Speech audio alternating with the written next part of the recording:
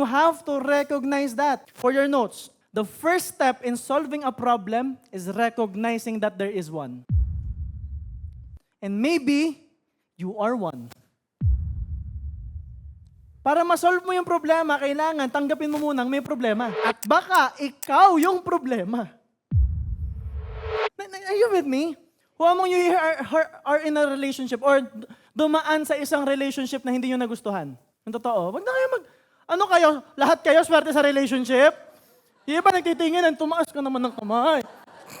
Ayaw nyo pang umamin eh. Sino dito yung dumaan sa relationship na toxic, right? Come on, nagtaas na kayo, binawi nyo pa. Okay.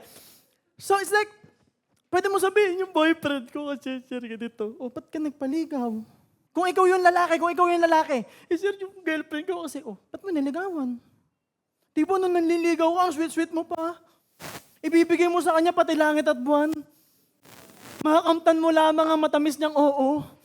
Hindi ka marunong mag-gitara, inaral mo. Puso pa ba ang harana? Marahil ikaw. Binaster mo pa kahit ang sakit-sakit na ng daliri mo. Diba? So, bottom line, the life that we have right now is our accountability.